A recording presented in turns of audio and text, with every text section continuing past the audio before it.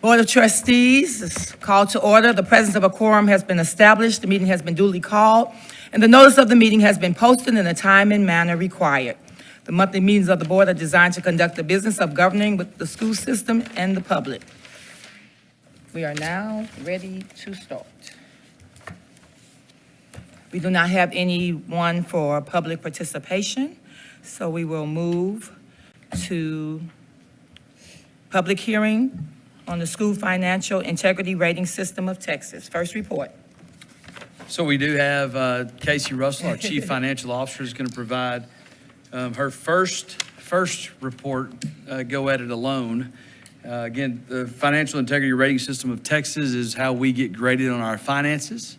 And I think Ms. Russell has some good news for the board to present. Ms. Russell? I do. Hello, President Atkins, Board, Dr. Crawford. I am excited to present this report you've all been waiting for, the School First Report. I am happy to tell you that we scored a 100 out of a total 100 points this year. This is related to 23-24 data, so September of 2023 through August 31st of 2024. We're going to go through each indicator and talk about what their requirement is and what we scored on them. The first indicator is about the financial report. This is the one that's going to come to the board in January. Did we submit it on time? Yes, we did. In that report, did we get an unmodified opinion, which means it was a clean audit? They didn't find anything wrong? Yes, we did.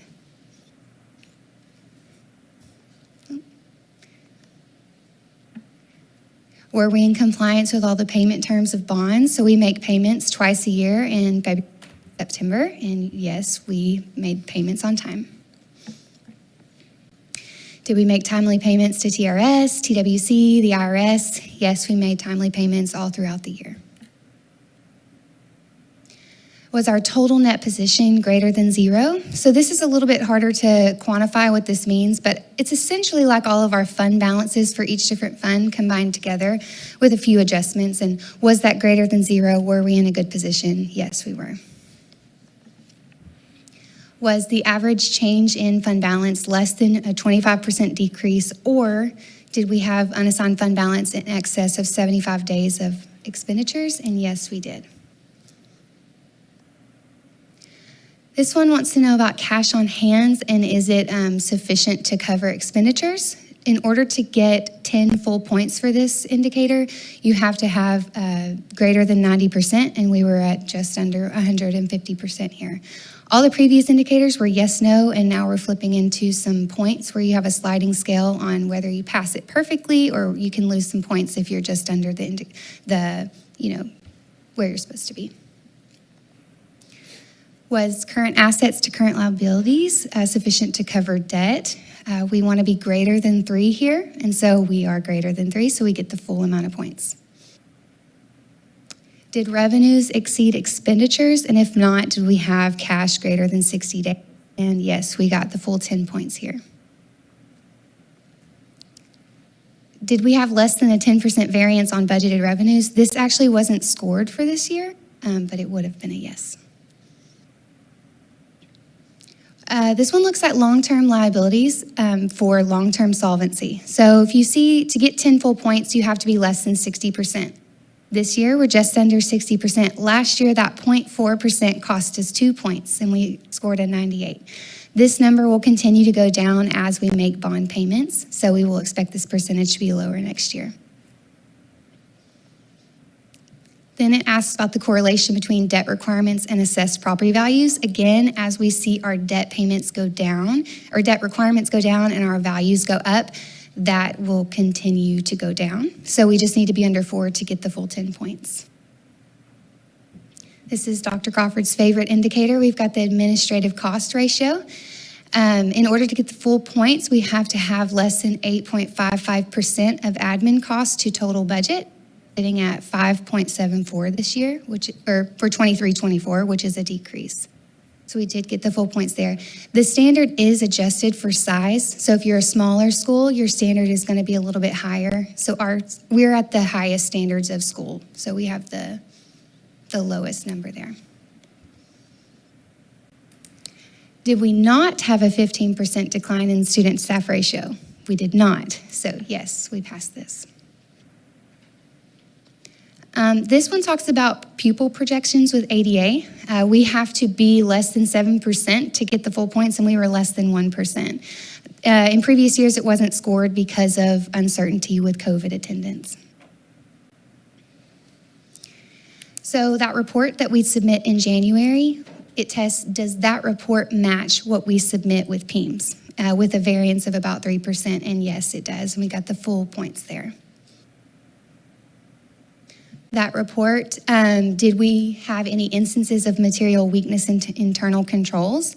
This would be a risk to our district to not be able to properly account for public funds, and we did not have any material weakness. Again, the external auditor tells us if we had any instances of material non-compliance. We did not have any of those for the past 2 years. We're also required to post things on the website. We are compliant with all of those laws, so we've got the full points there. Did we discuss changes to funding at a board meeting within 120 days before the district adopted its budget? Yes, we did. Quite a bit. I said quite a bit.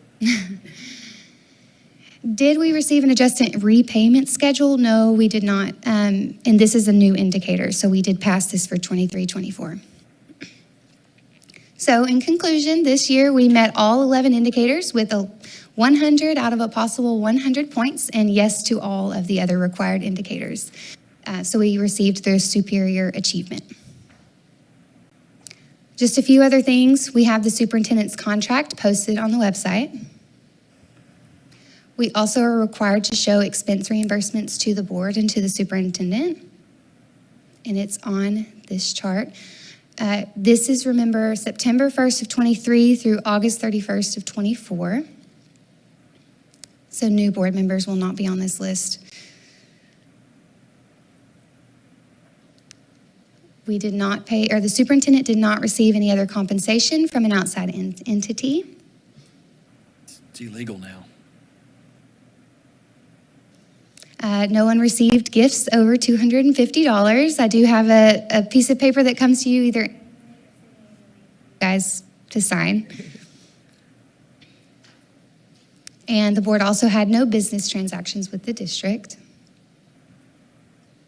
We're also required to show you the first quarter after this report. So this would be September through November of 2024. It's just to show, I guess, that, you know, this quarter, the quarter after what their rating is to what we expected it to be. Is it in line with all previous quarters? And it is.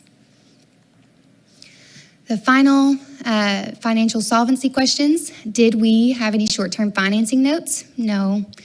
Did we have a general fund balance of less than 2% of expenditures? No. Did we declare financial exigency? No. How many superintendents have we had in the last 5 years? 1. And then now, how many business managers? This has moved from 1 to 2. Finally, it asks you to make comments on student-staff ratios, rapid depletion of fund balance, and discrepancies in budget. And we already talked, we scored a perfect 100 on all of those. So the district is solvent and expects to remain so for the long term.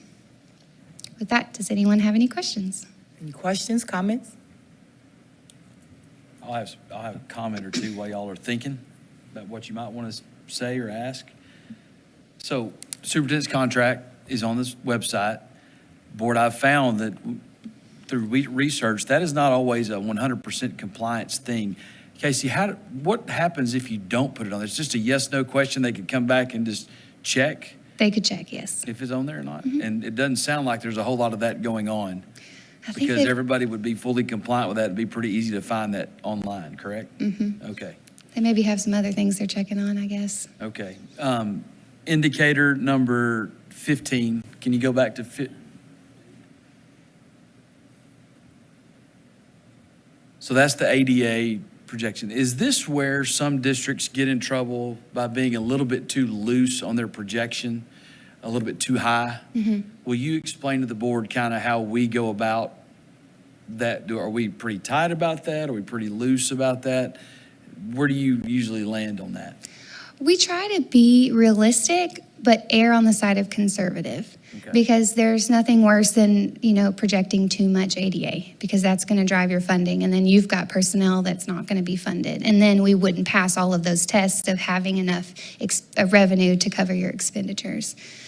So right now, we do see a trend of increasing ADA, and we're watching that trend. We're not, betting on it to be a consistent trend until we see all of the mechanisms in place for it to be considered a steady trend. So if you're south of 17,000 on our ADA, is I think you've in the last week or so, we've shared that with other school districts as part of the Texas School Alliance. And we know that we've turned in upwards of 18.7, 18.9 on enrollment on snapshot day. And then we start thinking about what our average daily attendance is along with that. It's somewhere in the low 90s is probably where we're landing right now. It was starting to creep up a little bit before COVID, and then COVID hit, and then it started kind of creeping back up again. We're a little bit down at this point last year. But in saying that, if your ADA is around 18.9 or 18.7 in enrollment, and then you have a 90% attendance rate, that gets you even higher than that 16,750. Is what I calculated last week. So still, we're within range on any type of enrollment or attendance dips that we may have. Yes, that's why we kind of lag behind the trend data, so that if there is a dip, we can, catch up with it. Good, okay, good. Third question, on indicator number 13, that's my favorite one that we always talk about. So we're actually less than what we were in 22-23, correct? Yes. So 23-24, we don't really know what 24-25 will look like until we wrap up the audit, correct? Yes, and also we read that they're changing this this ratio. They're kind of changing the denominator, so it could, apples to oranges in the following years. Okay. So we'll and see. Do you think that denominator may be the size of district or? Our denominator for expenditures will I get got you. higher, so our percentage could go even lower because our admin costs will stay the same, but the denominator will get bigger. I got you. So if we're lower than this, then obviously that shows that our expenditures go back towards the campus, not towards the superintendent office functions or whatever technical terms that y'all use in finance. Who's included in that? Thank you. Accounting, payroll, school admin in the sense of Dr. Gropel, Mr. Jones, HR, communications, superintendent. Let's see. Athletics is not. Athletics is not. Bilingual is. Bilingual's in my shop. In that? Okay. Yes. Huh. We looked into it today to see all the people who are included. Anyone with a function 41 or 21 is included. So it would just exclude curriculum, extracurricular, Campus level. Administration. Yeah, teaching. but everyone teachers. else it would be in. Okay. Yeah, because I know there's folks that wonder that from time to time. We don't hear a whole lot about that in Tyler because we do try to operate as lean as we possibly can. Every now and then somebody likes to get online and say X, Y, and Z need to be cut because of this. But we've done that over the last year so that we could potentially look at funding some transformational initiatives that we have maybe coming towards us this not this year, but this coming year, correct? Yes. Okay. Did I speak code enough for y'all on that? That little project that we did, where we kind of cut back a little bit on some stuff so we can maybe fund some other initiatives without penalizing some other campuses, et cetera. So we'll continue to try to do that, and that number may even continue to go down even further, even in a couple of years when it's lagging behind. Okay. Mr. Lysia? Thank you, Madam President. Just a couple quick questions. Is there a way for us to get a report on the function stuff, like coded 41 or 21, whatever it was? Is there a way for us to get an actual report with the code that tells us function 41 spent $1 million or $10 million? Is there a way for us to get that to see what all is actually allocated to the administrative cost? And the other thing too was on the deal that the soup was talking about, us being pretty conservative on projecting our, I guess it's a daily average, the ADA. Do you report that like daily, yearly, monthly? How does that get reported in? And then I guess they verify, they match it up on our actually PEMS report to see. So if we reported, for example, 90% attendance rate, and it came back that we were at 95 attendance rate, they're going to give us more. It's actually, so that test was a biennial report. So we submit what we think our ADA is going to be for 2 years. And so they're kind of tracking to see, did we tell the state something accurate? So that's what that report is. But as far as the ADA goes, we submit in our PEMS reporting what our average daily attendance is. And I think with our new EdFi, I think it is reported daily. It's like real time. Yeah. Okay. It used to be like twice a year, and now it is real I thought it time. was like twice a year or something like that, but now it's real time daily. Yes, that was a new, they piloted it last year, and they've transitioned, I believe, everybody onto it this year. That was part of the state trying to be more efficient with their budgeting for K-12 public ed. But they don't update our summary of finance until we do our PEMS submissions. When we do the fall submission, we'll do a resubmission. Then they'll update our summary of finance with those accurate 88 numbers, and we'll see what our funding is. Besides the report by function, which would be interesting to look at so we could see how all of that's allocated, used to get, back in my first go around on this, we used to get a list of the top 50 compensated, regardless of school or admin or whatever. Do you guys still do that at all? Haven't been asked for it. I'd like to have that. Okay. Okay. Thank you. Anybody else? Mr. Newsom? Well, I think that considering the transition we made recently with our new administrator, I think that everything seemed to be consistent in regards to what we're doing. It seemed like we never missed a beat in regards to it, and that's great. We wanted to make sure that there was a smooth transition with the finance especially, and I think we've done a good job from the way it looks. Thank you. Thank you. We appreciate you. Do we have any public comments about the finances? Speak now. Everybody hold your peace. Okay. The quarter, did we do the? Where am I? Is that the staff report? You That's finished? me. Oh, you back. Okay. So we finished? the quarterly investment report, not a whole lot to report here. The interest rate is down about 0.5% from this time last year, which is what we expected. We budgeted $3.5 million in the prior year, and we budgeted $3 million this year. So we're right on track with what we expected. Any questions about the quarterly investment report? Questions? Okay. Financial executive summary? Financial executive summary. This one, we're looking very similar to last year. So there's really nothing to report. We're right on track with where we need to be. Comments, concerns? Now, thank you. We Thank you. appreciate you. We will now go into executive session.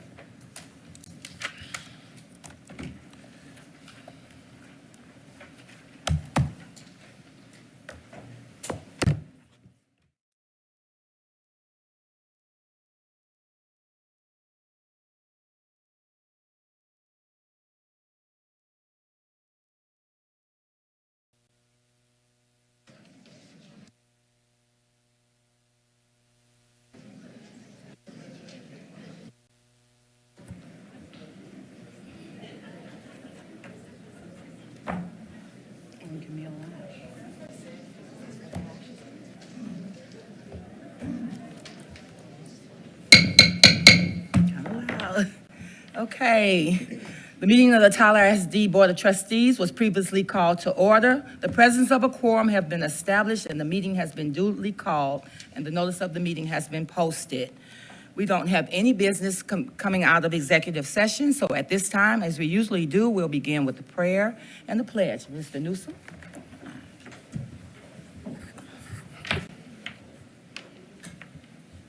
May we bow. Our most gracious Heavenly Father, once again, we want to thank you for being the God that you are. God, we thank you for watching over Tyler ISD and blessing us to go this far in our district this year and the success that we've had thus far. Lord, we continually pray that you watch over our teachers and our students on a daily basis as they're in the classrooms, trying to provide a foundation for education that will take them to higher heights in days to come. God, we thank you for our administrators and staff that support our teachers and students on a daily basis. Pray that they can continue to be supportive and provide them with the things they stand in need of so that they can provide the foundation in the classroom for our students to continually grow. God, we are thankful for how good you watched over our district and allowed us to be successful. We pray for our board that we will always make decisions that will provide policies that will provide the foundation for our teachers and students to continually be successful in producing outcomes that we're all pleased with. Pray that you will continually be mindful of our needs within the district as well, and that we can continue to work together as a board to try to accomplish all those things that's been put before us. In Christ's name, none we pray. Amen. Pledge allegiance to the flag of the United States of America and to the republic for which it stands, one nation, under God, indivisible, with liberty and justice for all. Honor the Texas flag. I pledge allegiance to thee, Texas, one state under God, one and indivisible. Thank you, Mr. Newsom. At this time, the time that we all been waiting for, special recognition.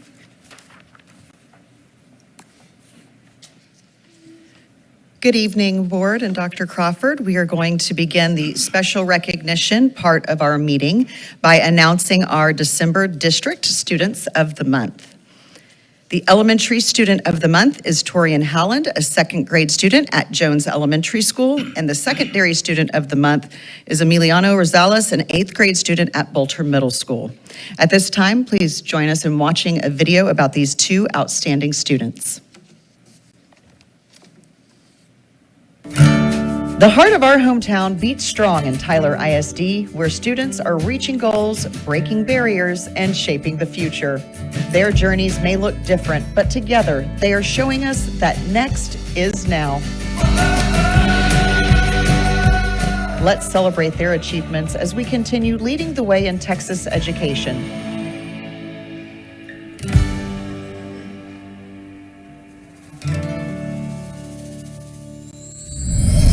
With holiday cheer in the air, let's meet our elementary student of the month for December. I'm Torian Howland, and I'm the district student for December. Torian is a joyful and curious learner who brings energy and kindness to the classroom every day. He asks thoughtful questions, tries new challenges, and helps classmates along the way.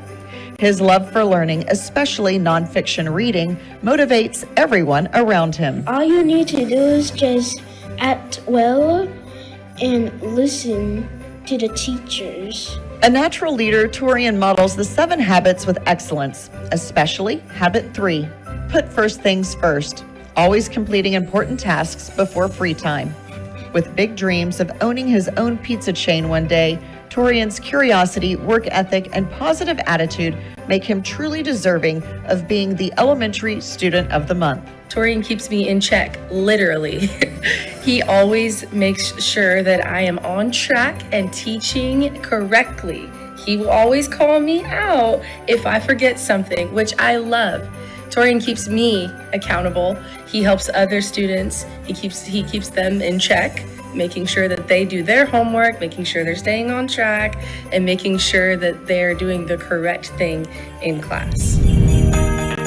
Now let's spotlight our district secondary student of the month. My name is Emiliano Rosales, and I am the district secondary student of the month. Emiliano is a standout student, athlete, and leader in Viking Nation. He has earned A honor roll every year since the 6th grade. He continues to push himself academically, taking high school algebra as an 8th grader. He has been named Student of the Month each year and Athlete of the Month in both 7th and 8th grade at his school. I see myself going to college, going to the University of Pennsylvania, and I see myself starting a business. They have a really great business program over there, and I think that the business program can really help me strengthen my career and strengthen what I want to do as far as money and stock market and business, and just making my own business. That would be a dream. He leads with confidence and compassion, heading up Bolter's top-ranked stock market team, serving as a peer leader and sources of strength, and giving back through his family's community volunteer work. With his academic drive, athletic talent, and empathy for others, the future is truly limitless for Emiliano. He is not only academically, he's a leader in his classes. He also is athletic.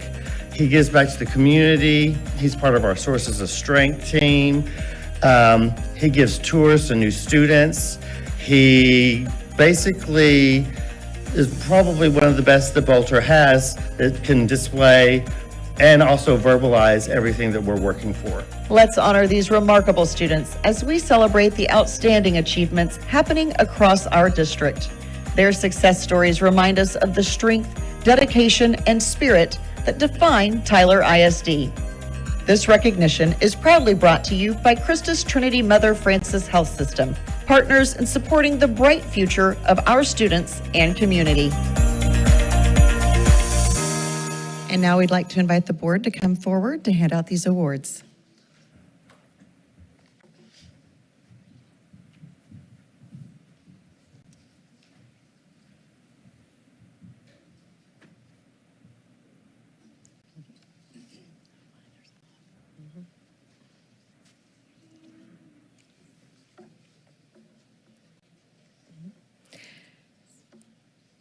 And at this time, we would like to welcome Torian to come on down and get his award. Woo! Come on over. Great job.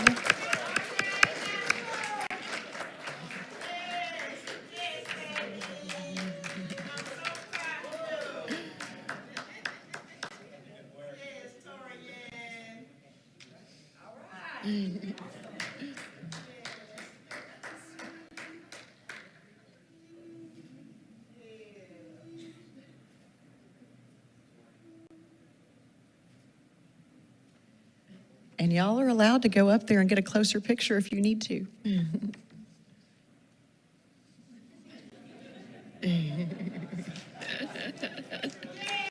Let's give him another round of applause. Congratulations, Torian. And now we would like to welcome Emiliano to the front to receive the Secondary Student of the Month award.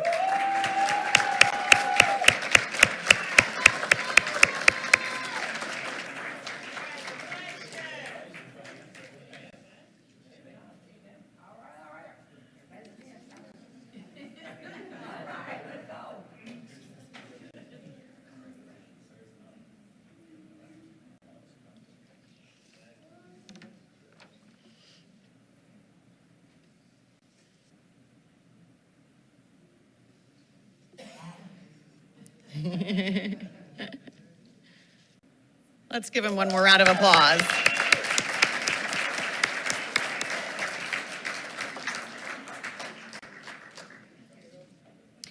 This year, we expanded our artwork selection for the district Christmas cards and chose 6 pieces created by our students for a mixture of Christmas cheer that you can see on the screen above us. Let's welcome these students to the front and congratulate them for their creative work. The Ornament by Camila Vasquez, 10th grader at Tyler High School. Come on down.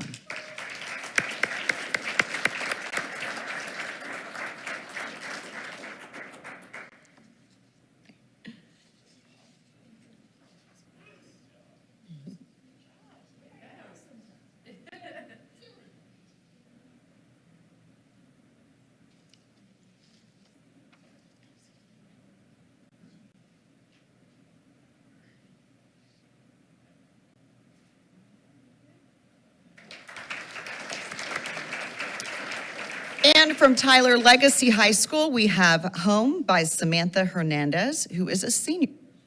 Come on down, Samantha.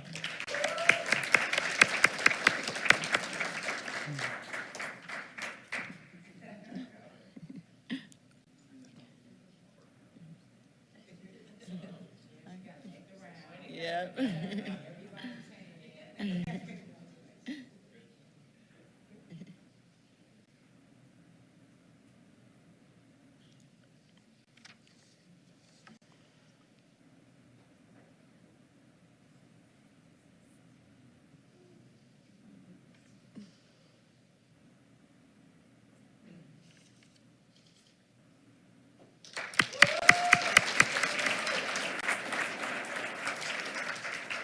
Next, we have A Savior is Born by Camille Lash, a 10th grader at Tyler Legacy High School.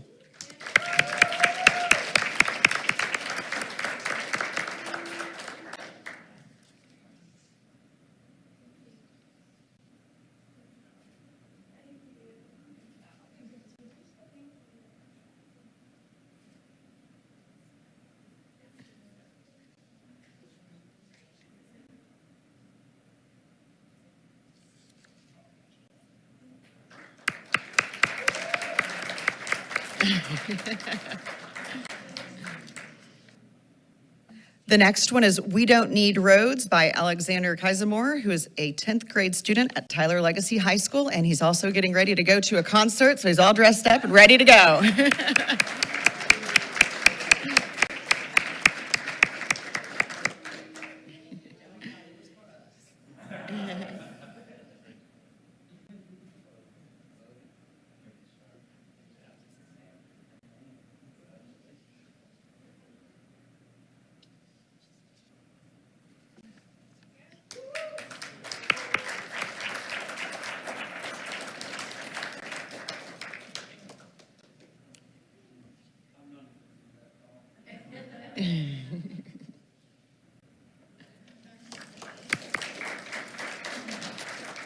For Santa's card, we have Hazel Asensio, who is a 12th grade student at Tyler Legacy High School. Come on down, Hazel.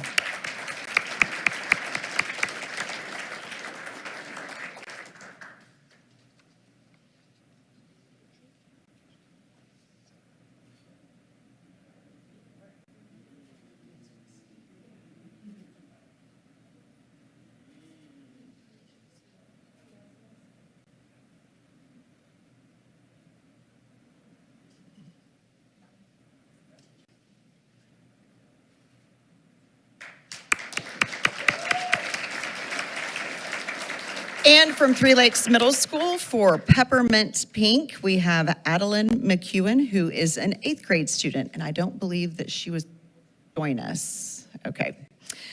And then we also have chosen artwork that you can see on the frames on the wall over here to your right, and we would like to recognize the following students, and if you're in the audience, please stand, from Tyler Legacy High School for their creativity in articulating a futuristic theme for the district card. Micah Harris, Nativity Ornament. Hannah Dampf, Glimpse of the Future. Viviana Llamos, The Interstellar Secret Santa.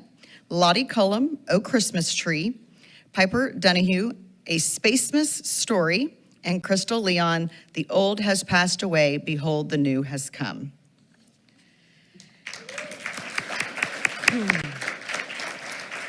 And we have more Christmas cheer. This year, we are proud to spread our students' creativity as far as the Texas Capitol, and the following students helped create an ornament that is currently on display at a Christmas tree that is in the House Chamber of the Texas Capitol during the holiday season, and it is beautiful. We would like to recognize the following Tyler Legacy High School students. Cameron Lumley, 11th grader, come on down.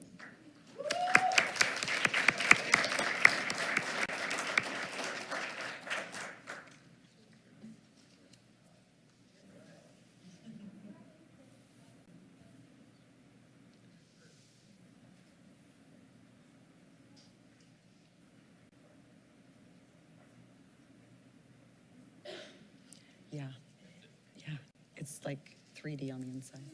It's like a snowball. Next, we would like to honor Ada Stadinka, a 9th grader from Tyler Legacy High School.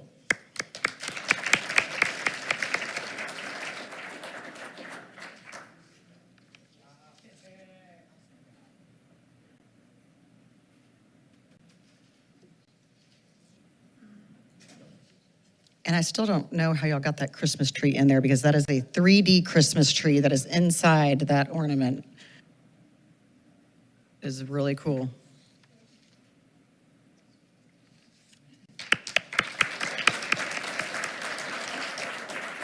Also helping to prepare the ornament is Knox Tefteller, a senior at Tyler Legacy High School. Come on, Knox.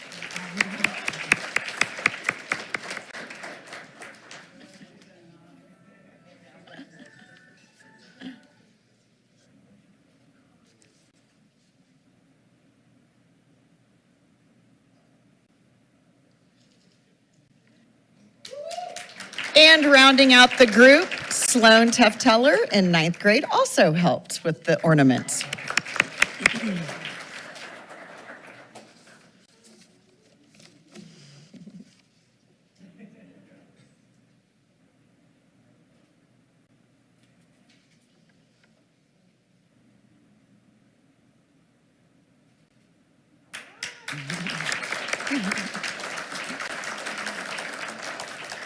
Now we would like to recognize our Elementary District Teacher of the Month, Maggie Thompson from Ramey Elementary School. And here are a few comments from her principal. Mrs. Thompson is a phenomenal reading teacher who pours her heart into creating opportunities for her students to succeed. She is intentional with her planning, consistent with her routines, and always is looking for innovative ways to make literacy meaningful. Her classroom is a place where kids feel seen, challenged, and supported because she makes sure of it every single day. One of the most special things about her room is the dining room table she uses for small groups. When asked why she chose it, she shared, "Some of my family's best memories were made around the kitchen table, and I wanted to bring that into my classroom for my students as well." That statement captures exactly who she is as an educator. She leads with heart, purpose, and connection, and creates a learning environment where students feel at home while growing academically. Let's welcome Ms. Thompson on down. Congratulations.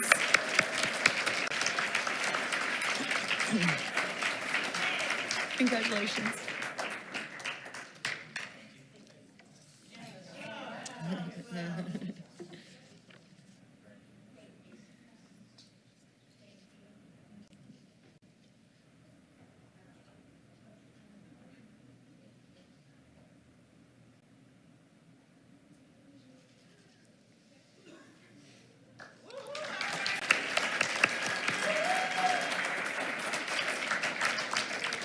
And rounding out our recognitions for this evening is our secondary district teacher of the month, and that is Christina Coles from Three Lakes Middle School. And here are a few comments from her principal. Coach Cole's work ethic is defined by early mornings, late nights, and an unwavering commitment to her students and players. Whether it's lesson planning, staying after school to offer extra help, or running practices, she does whatever it takes to help others grow. She shows up prepared, consistent, and passionate, modeling the discipline and integrity she expects from others. Coach Coles pushes her students and athletes to go beyond what they think that they are capable of. She is tough when she needs to be, but always fair, and she knows when to switch gears to be a mentor, a motivator, or simply a steady presence. What truly sets her apart is how well she sees each student and player as an individual and not just a grade or a stat. Coach Cole's impact doesn't end with the final whistle or the last bell of the day. For many, she is the reason someone kept going, the reason someone believed in themselves, and the reason someone dared to dream bigger. Come on down, Coach Coles.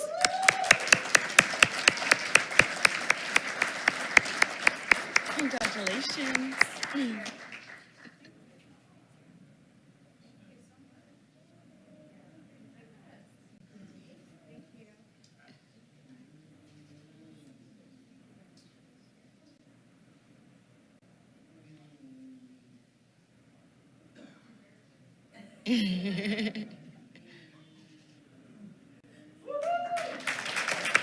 And that rounds out our special recognitions for this evening.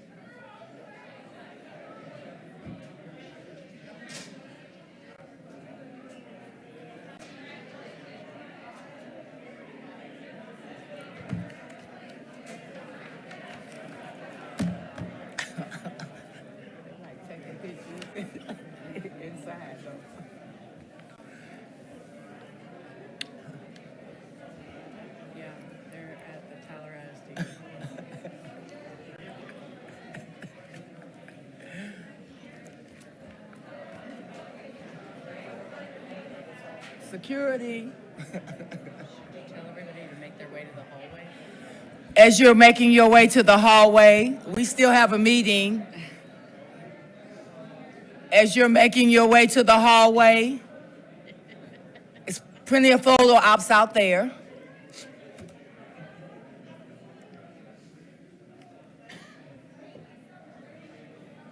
I'm already gonna scoot him out. Oh, here comes Dusty.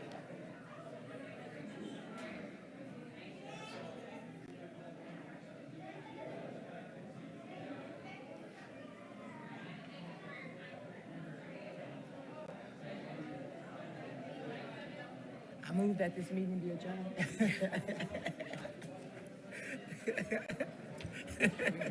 gonna be real quick though. It should be. You still cold? And they still, huh? I'm frozen. I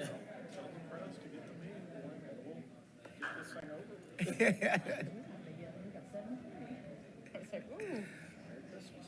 Yeah. Merry Christmas.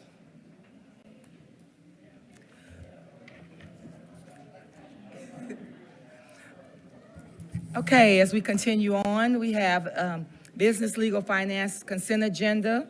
Does anybody want to pull any of the items from A through G?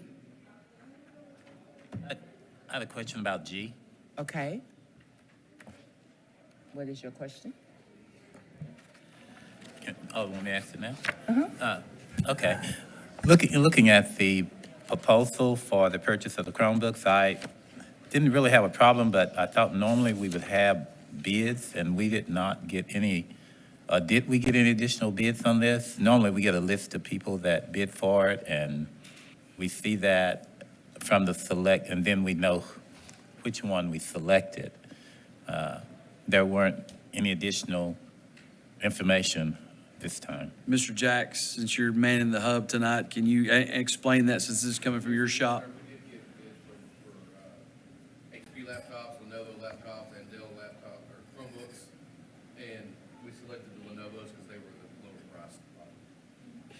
Yeah, and I appreciate that, but normally we have that as part of the documentation, and that's why I pulled it basically to. The mic's not on. It could be because in the year of ESSER, we did utilize those funds for Chromebooks, and there is the requirement to put that documentation in. We did like an RFP for it. With general funds, that requirement isn't there. We still went above and beyond to do that evaluation to make sure we were getting the right price, but it wasn't an actual RFP. So that's Okay. why it wasn't in the packet. Okay, I appreciate that because I was a little confused in regards to that. A little background on that. This is a little bit extraordinary to actually start that purchase process at this time. However, we have been notified with that, through that vendor and those products, that there is going to be a 15% increase in pricing if we were to wait until after January 1. Is that correct, Mr. That's correct. Normally we Jacks? until the February board meeting to make the increase. We've had. And how are we going to store those once they do arrive? The vendors, we're going to pay for them. The vendor's going to hold them in their warehouse until for delivery in April in our normal timeline. But the warranties will be held off and won't start until we receive or take Okay. One other question. In regards to, I noticed the maintenance contract was almost $500,000.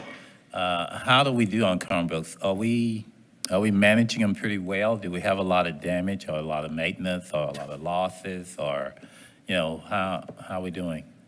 Do you know? If not, you can tell us later.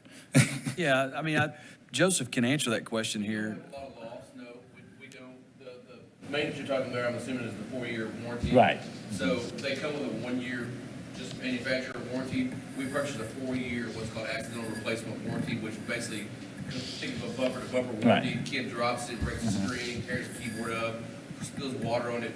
Right. It's all covered under that Right. warranty for 4 years. And that's what that warranty is. Otherwise, they just come with a 1-year just parts warranty. So we purchased the accidental replacement warranty with each one of them. We keep them for 4 years, and then we replace them at the end of 4 years with a new another one with a warranty with it. Okay. Are we having very many incidents like like We you have loss described? incidents. Okay, So that's- I can that's give what I you was- reports. yeah. I mean, I don't have the numbers Right. in front of me, but I could be happy to provide you. Okay. I was- We do, we send a lot of them back. Okay. And the company comes around, picks them up, repairs them, brings them back to us. Well, I feel like you probably did, and that justifies the warranty, I think. So I was just a little concerned about that. Yeah, the sophistication of the reconditioning of those Chromebooks is certainly something that's pretty impressive. When we decided to do this, 5, 6 years ago, that was something that we were always concerned about. And again, Mr. Jackson, how many are we replacing just about every cycle? So we have a fleet of about 24,000 devices. We keep them for 4 years. We replace 5,000 of them every year, keep the cost low. We go into a certain school, they get those devices, they keep them for 4 years. At the end of 4 years, we pull those out of circulation, replace those with new ones that we replace every 4 years, 5,000 quantity. We take those ones that we pull out, we put those on the shelf to use as spares for summer school, special products, things like that for the year that they're out of warranty. Then to that 5th year, then we sell them to a reseller. So 20% Okay. per year are reconditioned or so, except for the ones that are severely damaged, et cetera. Yeah. Okay. Okay. That makes sense. Good. Everything you want to know about Chromebooks and more. Okay. Could I get a motion? I move we approve items A through G. Second. All in favor? Aye. Aye. Anybody opposed? The motion has been carried. Curriculum, instruction consent agenda. Do we need to talk about the calendar, everything, or I we I good? will like to make just a brief comment about the calendar. I won't go through every day, start date, et cetera. There was one adjustment that we did make on page, for your reference, on page 133 of your packet. If you look into October, 134. I was looking at the table of contents. It is on 134. Maybe I'm. Okay, 134. Everybody has found that. If you look into October, there is the October 12th date. That's Monday. That is Columbus or Indigenous Peoples' Days, whatever you want to call it. That was going to be an actual staff development day. The one thing we did learn from our survey was that parents and staff asked about the potential of us having that day off, because that is a day that some daycares, if you have younger children, actually are off that day as well. So it is a bank holiday. It makes a little bit more sense for us to be able to do that. The one thing the superintendent does not like is a 3-day week. So the superintendent decided to go ahead and provide a 3-day instructional week there, much to his chagrin, to be able to do that. It was just going to be 2 4-day weeks. So we also did hear some from band and football and cheer about if you take that Friday off, then we don't really get the day off. But being a former athlete, those are the best days when you actually get to play a game the day that you actually don't go to school. You kind of feel like a collegiate athlete that day. But I guess most of our band and cheer and football parents don't feel that way. So we actually will go to school that Friday as opposed to having that day off. I think we've had that as homecoming week some week before. And see, Jennifer's over there. She's going, oh my gosh, it's so difficult on our girls because we don't think about things like that. So anyways, we gave up a little bit. That's the only adjustment that we did make from the calendar that was presented to you back a month ago. Okay. Great comments. We appreciate those comments. We cannot accommodate a lot of those. There were some comments about 4-day work weeks. We've had that discussion prior. That's not going to fit in the district the size that we have. We believe in kids going to school every day of a week. That was about the only other comment that I really did see. There was some ask about a real fall break, an entire week off in the fall. But then somebody said that's also called Thanksgiving break. But at the same time, trying to meet every requirement that we have to make it sound instructionally as our priority, beginning with the end in mind, and then saying that Memorial Day is something that folks like, and trying to not have as short of a summer as we already have. That was something that we try to value and protect. Okay. Any other comments? Can I get a motion? ABC. Second. All in favor? Did you get that?